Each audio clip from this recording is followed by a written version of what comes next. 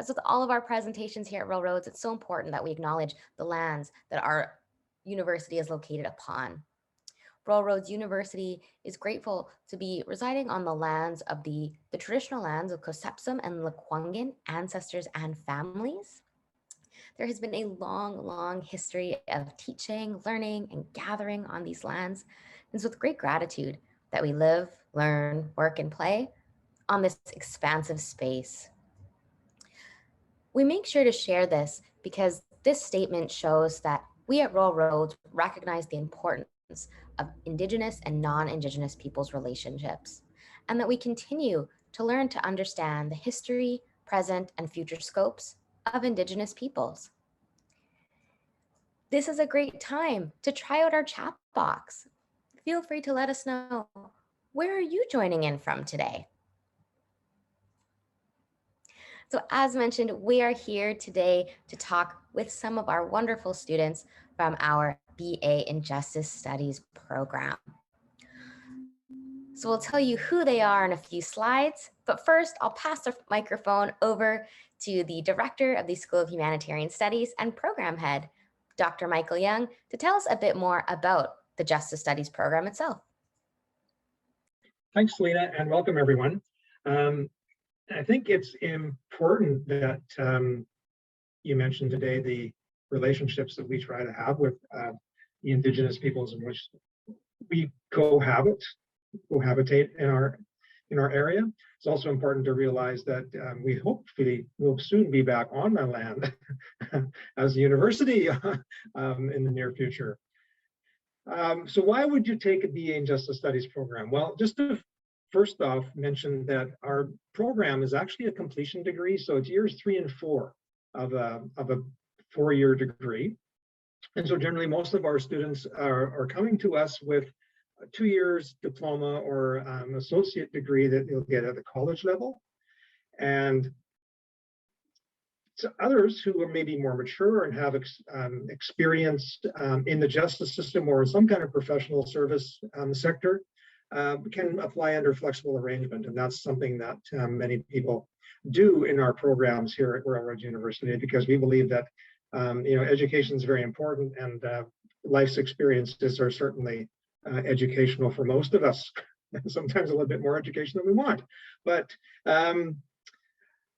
so whether it's in policing, law enforcement as we call it, or victim services, legal departments, corporations, governments, if you're looking towards something in the legal field, our program gives you some real world experience, while at the same time giving you the theoretical foundations for which you can actually base your studies and your careers. And it's important to know that we really emphasize the practical side of education as well as the academic side. And we sometimes call ourselves pracademics, practice people with academic education.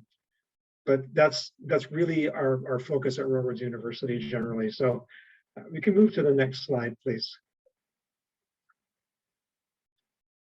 So here we have a couple of different options for you. And basically, we have one of the few programs in the university that has a face-to-face version. Our blended version was the version that started first. And within the blended version, you will take most of your courses online, but you'll be on campus for a couple of weeks at a time.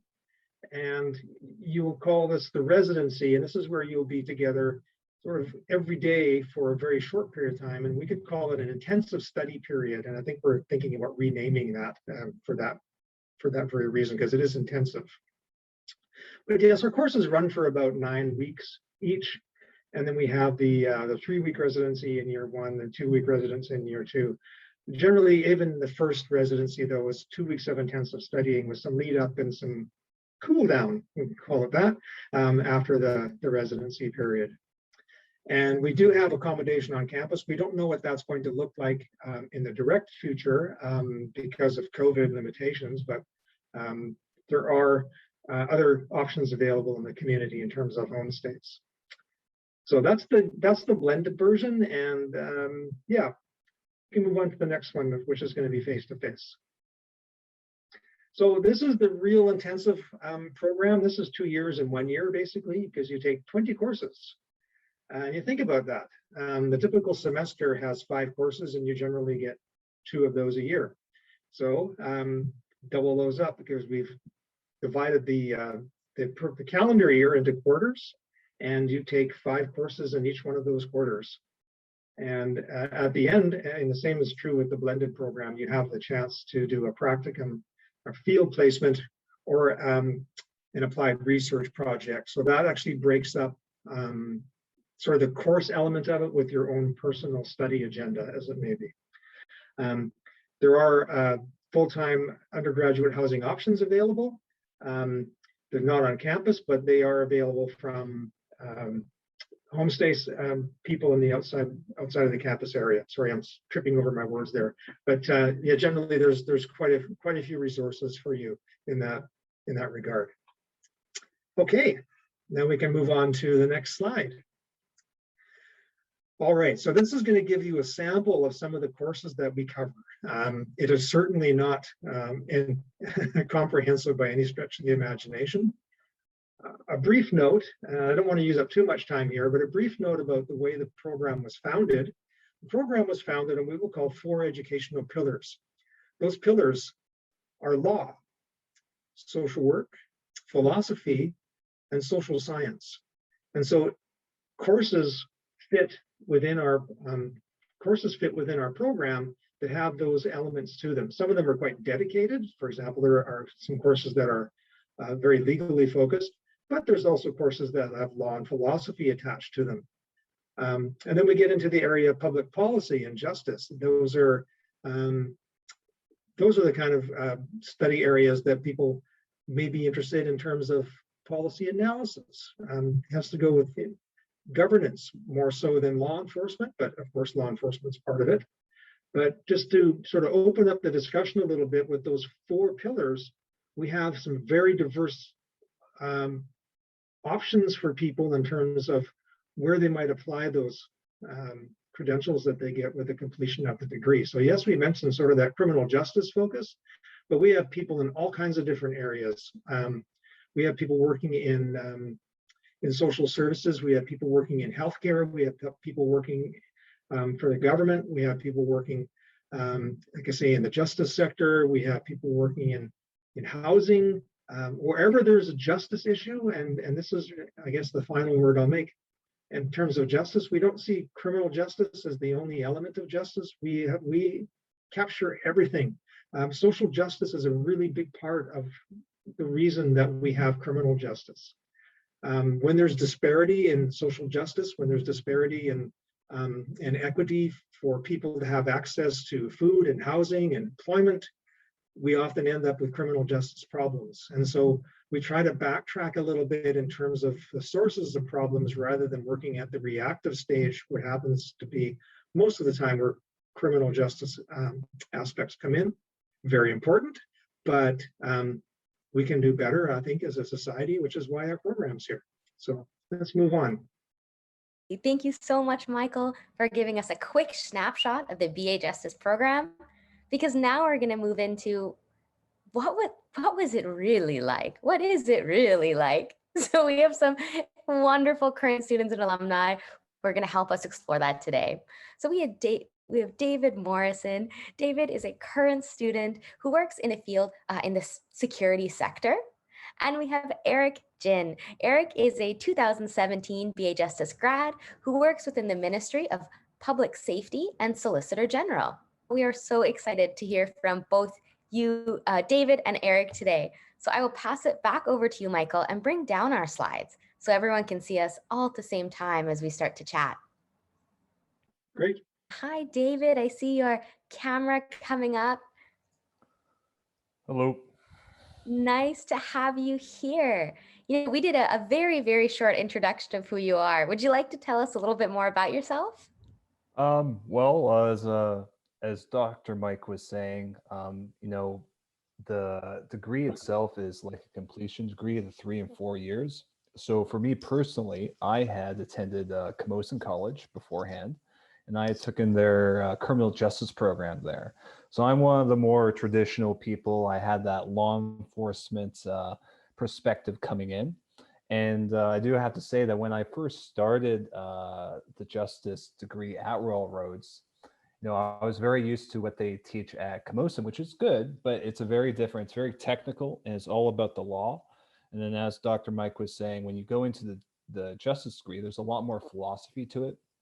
You talk a lot more about the why and how that has a lot of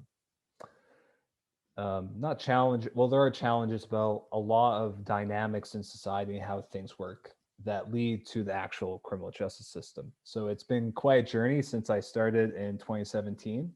And I am just coming back from a year-long leave of absence. And I just have a couple more courses left and then I will be done. So. Amazing. Thank you so much, David. I'm sure we are going to learn so much from your experience at Camosun, moving over to Royal Roads, and now where you're with us today. So before we get into Michael's questions, Eric, would you like to tell us a little bit more about yourself? Hi, everyone. Can everyone hear me? Sorry, I'm just setting up here. Loud and clear. Perfect. Yeah, so I took the program back in 2017, and yeah, I was one of the ones who did the blended option, and I also transferred from Camosun College. I previously did the criminal justice associate's degree and the diploma before coming over, and I did the wrap up with Royal Roads here. And yeah, it's helped me a lot. Overall, I really enjoyed the program. The blended option was very good, and I really liked, there's a lot of collaboration involved and with instructors and everyone, especially with our cohort. And currently right now, with my role in the Ministry of Public Safety and Solicitor General, a lot of the things that I've learned through the program has helped me quite a bit. I do a lot of report writing, stuff in policy and legislation, and currently right now I assist the ministry with doing background checks and investigations using a lot of tools like CPIC, JUST, and PSP to determine suitability for employees to register, and issuing decisions based on findings and interviews, as well as several ongoing projects. And yeah, a lot of the things that I learned from the program definitely helps. So like Dr. Michael mentioned, there's a lot of courses in ranging from policy, comparative legal approaches, law, and I think the degree has definitely been a large help in my career in the justice field. And again, with what was mentioned earlier, even though my career and experience has been very government focused and justice focused, a lot of the things that you learn is very flexible and diverse and can be applied to a variety of different fields. It doesn't have to be justice focused. So that's something I think is really great about the program. And my personal experience has been very, very positive. All the instructors were amazing, and the cohort especially too. You develop a really close bond with everybody, and a lot of the colleagues that I've worked with are in government as well. So, and we have collaborated quite a bit too between different program areas and policy topics and things like that. So overall, I really enjoyed the program for sure. Oh, awesome, Eric. Thank you so much. Between what we've already heard from you and David, I think we're going to explore the BA Justice through our conversation in a few different lenses today. So that's really exciting for everyone online. And for those who are online, now that you've got a better taste of who David and Eric are, feel free to pop your questions in the chat box, as we'll make sure to keep an eye on them and move through those together. But Michael, I know you have a few questions, so I'll turn the microphone over to you. Thanks, Selena. David, good to see you again. And Eric, same with you. Been a while for sure for both of you. It's a time. Yeah. So as Providence would have it, I do remember you both too. That's pretty good, because there's been quite a few people that have come through the program. So I'm glad you could make it for this. It's a small group discussion, and I'm not going to put you on the under any pressure by any stretch of the imagination, because this is really a Q&A kind of thing. And I guess I have one big question that I'll get to, but I guess the first question I have is that we use a cohort model. And what that means is you all start the program at the same time and you go to the same courses together. So there's not like a traditional university, you might have to take what they call breadth requirements. So you may go out like I did. I took some courses in political science, and I took some courses in archaeology. I was going to be Indiana Jones or whatever when I was finished with my criminology stuff. But that lucky for the world, that didn't happen. But what did you think of the cohort model when you came into it? What was your impression? What were you thinking it would be like, and how did it turn out? I mean, because you are stuck with those same people. I mean, that's how somebody might say it, but you also get to have the chance to actually grow with them too, right? So yeah, what do you think of that? What was your experiences like? What were your experiences like? How about you first, David? Okay. Well, in a way, I think it was similar to how they had it set up at Camosun, mainly because there's this program, and then you, because it's a very scheduled program, you saw a lot of the same people day in and day out. And then in Royal Roads, it made it a lot more of a team atmosphere, I felt. And then in Royal Roads, there's a lot more group projects, because like the biggest thing is collaborating and stuff like that. So I would say, like, and this sort of goes into one of the questions that was in the chat box, what was my biggest takeaway, is just learning how to collaborate with one another and conflict resolution. I mean, I think those were like big underlying themes throughout the entire program, whether it be like historical philosophy when we're talking about Plato and stuff, all the way to the current events that are happening right now. So great, thank you. And Eric, what do you think? What was your experience like? Yeah, so I think David covered quite a lot of those points too, and I definitely agree with him as well. What I really enjoyed, compared to my experience with Camosun, like David mentioned, Royal Roads, the program really focused on collaboration as a heavy portion of it, of the program. And yeah, I think with the program, a lot of people worked really closely together, and a lot of people helped each other, and I really enjoyed that part of the program. And you know, and you get really close relationships with everyone in the program. So with not only with your instructors, but with your cohort as well. And I think that was probably one of the big positives too, going through the program. It's difficult.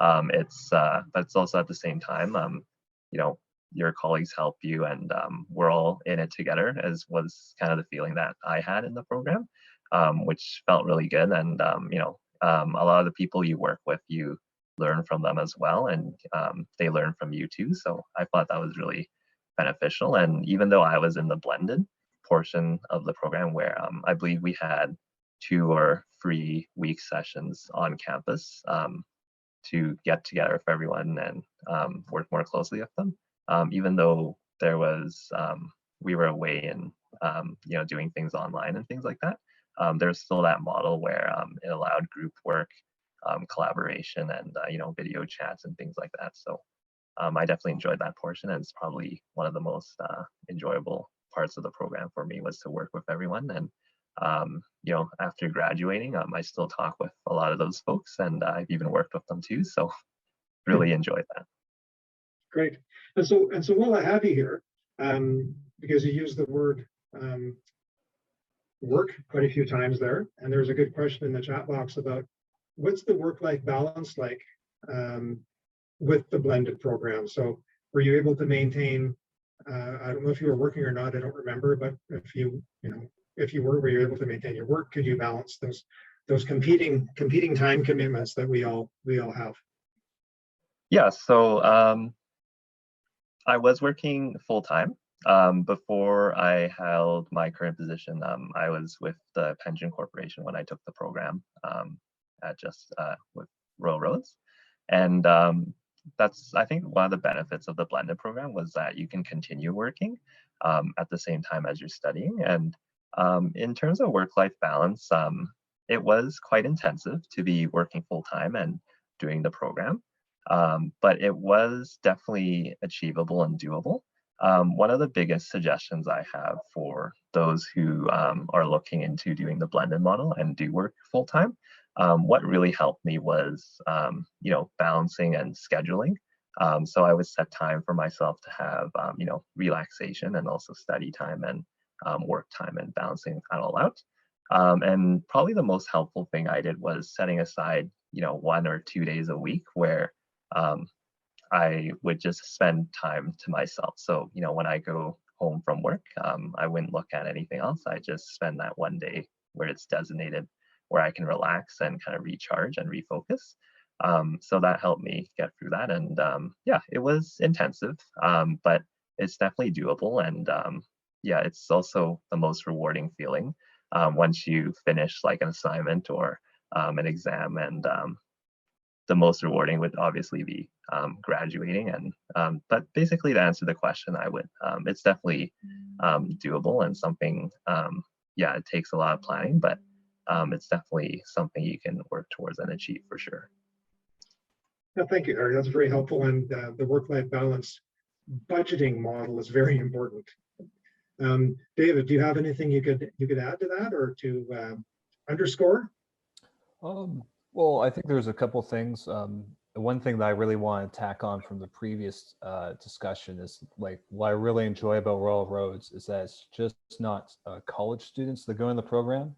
We had a lot of working professionals that we got to build relationships with who are also students with us going through the program, who are either middle-aged or whatever. They have their own families and they've been working a career for decades, and then now they're also learning, and then we get to learn from them a little bit. So that's also pretty good. As for the life-work balance, I found during the first year of the program, I had it pretty good. I had a lot of consistency. I think, as I mentioned previously, I did have to go on leave of absence. There was just some family stuff going on, but thankfully I've been supported throughout the entire process. And for me, it's just having a consistent schedule.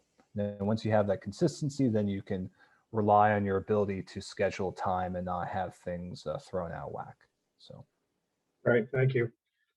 Yeah, and I think that's again about that budgeting for your budgeting for your life, and in terms of because you need to have that consistency to get through. And like you said, that's very important. And yes, what Selena just popped up there was, we really don't rely too much on the sage on the stage model in terms of our teaching styles here, because we do know that people bring a lot of contributions with them to a program, and sometimes those contributions are very narrow, but when we put them into a bigger room, all of a sudden we have a pretty good mix of what can be discussed and what can be teased out of people as well in terms of what they have to offer. So I noticed there was one other question that I'll just respond to quickly in the chat box about cohort size. And generally we aim for between 30 and 40. And that will be typical size somewhere in there. So it's never really much more than 42 or 43, I think, by the end of the day. I think that's been our max. And we can't really accommodate much more than that in our campus anyway, because most of our rooms only accommodate a maximum of 50. And so when you add an instructor and you add some tech support and such, we're pretty close comfort.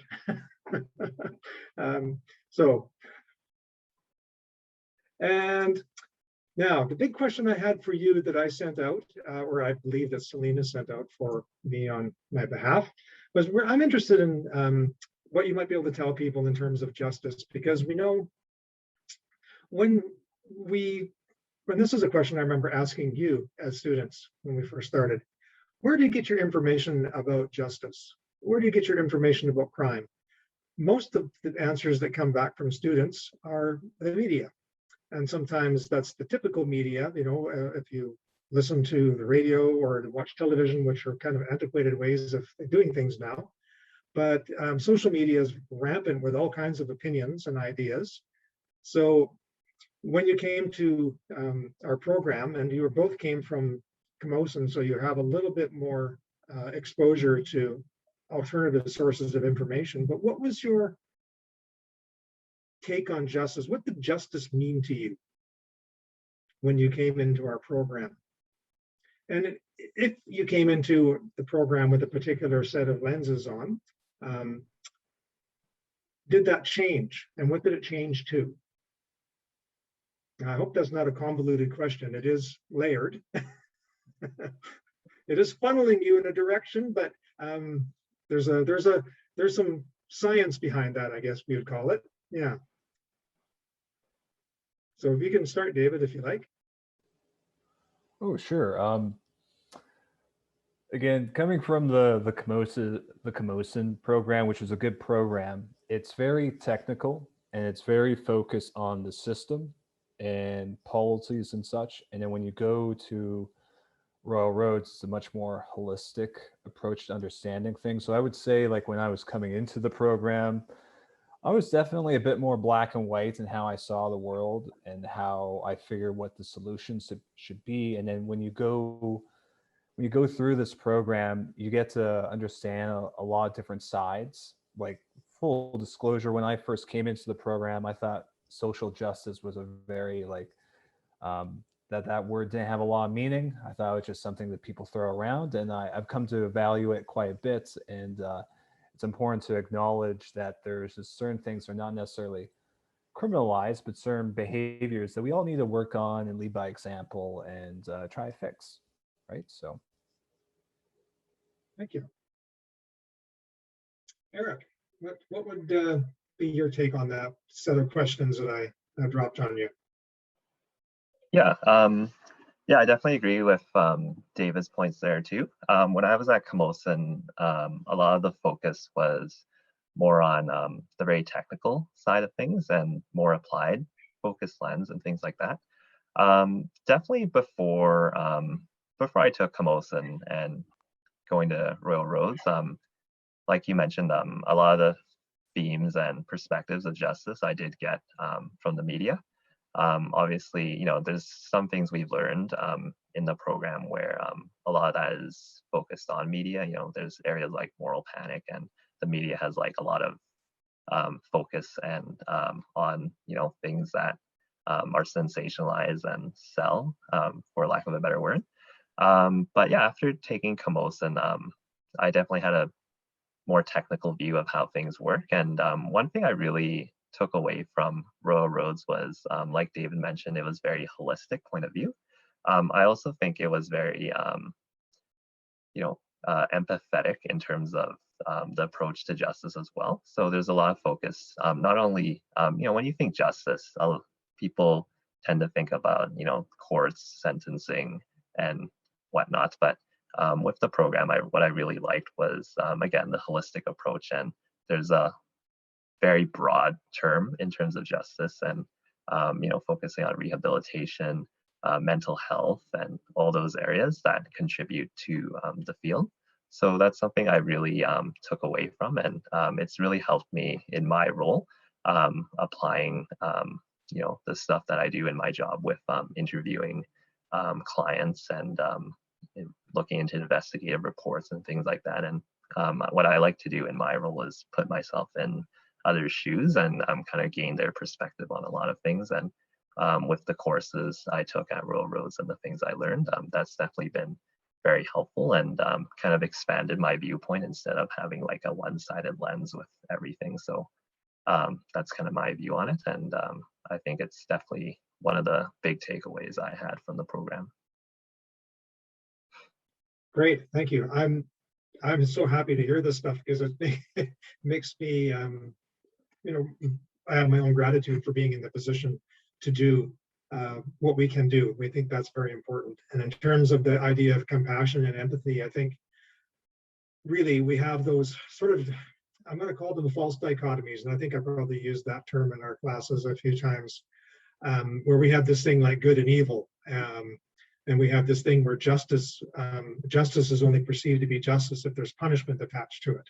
And that's where we're trying to take the discussions in that program that you've come from and are in, David, out of that kind of black and white kind of thinking into without social justice, as you also mentioned, David, it is kind of a blurry word or a blurry term when you talk about it, and you hear it. Well, social justice, what does that mean? Well, good, those are the questions to be asking, and this is the venue to be asking them in. And so when, as Erica said, when you actually can role take somebody who's experiencing difficulty, or maybe it's not a difficult situation, who knows what it is, but to be able to empathize and be able to understand the world from their point of view, it makes those conversations that are often quite difficult a lot less difficult and more fruitful. So there's another question that popped up about the philosophical pillar of our program, and there's a very good question, and one that I wasn't going to ask, but I think it's a good one in terms of how it orients your perception maybe on justice and what you do, and maybe how it affects your life generally. But let's keep it narrow at the beginning. How did the philosophical pillar influence your understanding of justice when we were in the program? And for David, when you were in the program, how about let David go here first? Sure. Yeah. I've always liked the area of philosophy and asking like, well, why do we think these things and stuff like that. And like what Eric was saying, that the program at Railroads is very built around building your emotional intelligence, which flat out, like when I came into the program, I had no idea what emotional intelligence was. And it's a skill set that you can build, right? And I think everyone has that ability. So when we talk about like the importance of philosophy, it's just being able to take a step back and ask like, not just why, but like, how come I have this particular opinion? Like, what are some factors throughout my own life and the people that have influenced me and the communities that influenced me? How come I have that opinion? And how come I think that it's so correct over everyone else's opinion? And then understanding that actually my story of the world is incomplete, and by trying to make it complete, that's where a lot of injustice comes from, is trying to make the story complete, if that makes sense. So thank you. Eric kindly joined us right up until the minute before his next meeting, so he's had to pop away. Well, I'm very glad that Eric could make it. It was very helpful to have him here. And David, now I'm going to put you a little bit on the spot. Not really. okay. But I guess the other thing that changes in terms of education, and what you've already mentioned very precisely, I think, is that we do come in to most of these kind of programs in life generally with a set of values and judgments that we are socialized with, exposed to, or I'm not going to say we're born with them, because I'm not going to go so far down that particular rabbit hole. That could lead us into a discussion for many days. But in terms of change, were there any significant experiences in the program or courses that maybe were what I'll call those Eureka moments, where when you finally went? I mean, I had those when I was an undergrad, and I think it was great. It was, wow, now all of a sudden this new layer of the sky has opened up, and the world looks different. Yeah, I think there's been a couple moments, and I'm still experiencing those moments. I can't remember the course number, but it was for our second residency when we were doing the conflict resolution. I thought that was very big, even though it's just focused on conflict resolution, which may seem like a very small aspect of the entire justice program, but it still goes into how we interpret differences and how we resolve those differences, and that and then having that reflection-based component of that challenging us to go like, well, how come I think this way? How come I think this is the way to solve conflict in these situations? I found that was was another journey that started a lot of stuff, right? Because like right now I am a manager with a security company, Paladin Security, and I feel like a lot of the stuff that I've learned from Royal Roads has really helped me in relationship building. So be curious, not furious, is one of the terms I continually remember. Right, curious, not furious. And that's a hard one to get to when you're on that furious path, right? It's hard to come back to Yeah. the curious part. Yeah, that's tough. Thank you. And I guess the probably the last question I would have is going to be more along the lines of what you see for prospects for, because many of the people who are going to be watching this, there's not that many people here with us. There's not actually quite a few, but many people are going to be watching online.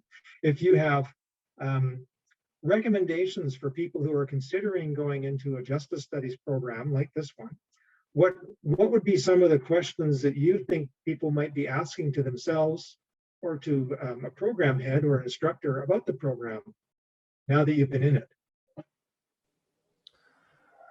Sorry, so are you asking like how, like what sort of questions that I think a prospective student should be asking before Yes, coming in? yes, Okay. yes. Um, Things that may have, I'll just sort of give you a little bit of that lead there. Things that you thought afterwards, not before. Things that you had those more eureka moments. You said, what if I would have asked that? I would have known, etc. Yeah. right. Well, so I took the blended program, which is mostly online and stuff like that. I think if I could go back in time and ask anything differently, it's like when I first started, I would have been a lot more keen in asking what sort of support groups that the university offers for people who don't have the best time management skills. So that's definitely a continuing challenge for myself is time management, as you know, Dr. Mike. And then the other thing that I can think of right now, because it's a really good question that just put me in my seats. I think maybe people when you're considering to take these programs, you should prime yourself a little bit and you should set the expectation that you will be challenged. Your entire perspective on everything will be challenged and you have to be ready for that and you have to sort of welcome that. Don't be surprised when you walk into the courses and man, you're going to get hit with this really question that makes you really want to think of like why you even think about it. If you want to take these programs, you have to accept that your perspectives will be challenged and you have to accept that if you want to exceed in this program, then you need to grow from the things that are being thrown your way. So I couldn't have said it better. Great lead. I love it. I think now we have time for some Q&A. I think we have, what, 3 minutes left or so? Is that right, Selena? Okay. Or maybe it's been a Q&A session all along. I think you guys have done a wonderful job answering the questions organically as they've come up. So I'll invite anyone who has a question to pop it in the chat box. That said, I did get one question via private message, and it said, how did you decide this program was right for you? Ooh, that's a good question. So a couple of factors, and some of them may not even help a lot of those who are deciding whether or not Royal Roads is great for them. Is I lived in Victoria, so I was looking for a program that would keep me on the island, but still help me grow academically if I ever wanted to be a probation officer, a parole officer, to be able to climb the ladder within law enforcement and stuff. And Royal Roads had that program, and that means I could stay in Victoria during that time. And I just so happened to live within walking distance of Royal Road, so I could go to the library anytime I want. But the other thing is too, when I was at Camosun, I think there was a couple talks done by the Royal Roads universities instructors, and just their take on philosophy is what really drew me because I am a very philosophical person. You know, I took a lot of philosophical courses at Camosun, and I really just like challenging myself and saying like, well, how come I think like that? So again, it's going to be different for everyone. You need to assess where you want to be in life and what your values and your goals are, and then see if Royal Roads aligns with that. So Great answer. Thank you. Amazing, David. One more came through a private message. It said, what advice do you have for someone considering this program right now? Okay, what advice do I have? I think that's sort of tied into my last question is like, you should think about what your values are right now. You should consider what you can is negotiable and non-negotiable of those values. You also need to take a look at what your goals are right now and how much you're willing to allow those goals to evolve over time, because there's going to be opportunities that come up when you're taking the program. And there's going to be different lines of thinking that will make you go, maybe this instead. So I think a lot of it is going to be self-examination, where you look at your own values, you look at where you're at right now, where you want to be, and just sort of like what your mission statement is in life. You know, for me, I want to provide for my family, I want to craft quality solutions, and I want to inspire trust. And yeah, that's pretty much it for me. Cool. Is that all? Gee. I'm not perfect at it. It's a continual. Yeah, those are very big. Those are very big obligations among anything. But you know, if you do what you you love, then it's a lot easier for sure. That's the other part of it. And that's part of the value is that, you know, being true to yourself. Yeah. Is really what you're getting at there. Yeah. Yeah, exactly. Thank you. Thanks, Okay. David. I just popped in the chat box, but what's your mission statement for life? I love thinking about it that way. That's so cool. Michael, maybe we can end on this question. For you, we have someone in the chat box who's thinking about using this BA as a stepping stone for a law program. Do you find that there's many students in this program that move on to law? Actually, there's generally always a few, and sometimes more than a few. So people do, and it is sort of set up, this degree does have that element to it, which is the 4-pillar mentality that went into its development, really is about giving you that sort of global citizenship mentality as well. That and that idea of a service mentality at the same time as a problem-solving mentality and so forth. So yes, we do have quite a few people that go into law. Amazing, thank you. And we've reached our time. I have one more quick surprise thing to share. But before I do, David, Michael, was there anything else you wanted to share before we close out today? David, go for sure, if he has anything else. Oh, I was just going to say, I feel very grateful to be invited to this, and I hope whatever insight that I had helps other people. Again, it goes back to being prepared to challenge yourself. So.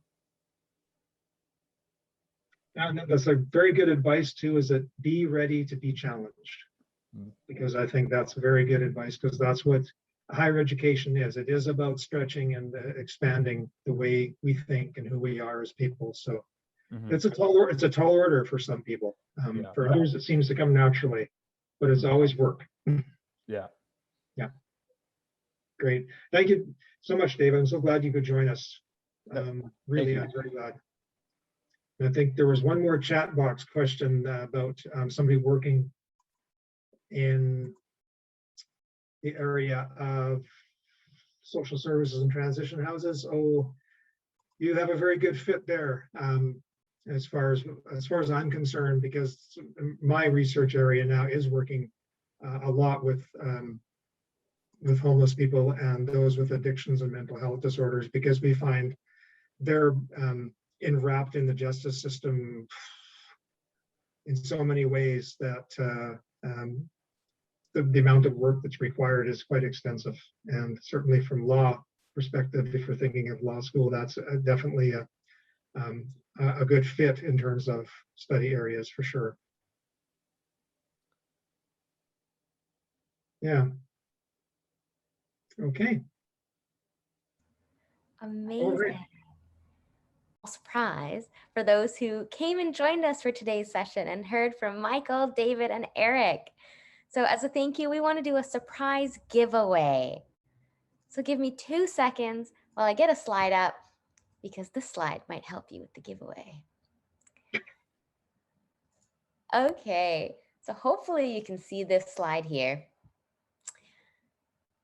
So what we'll do is the first 2 people in the chat box to share The right answer will be our giveaway winners.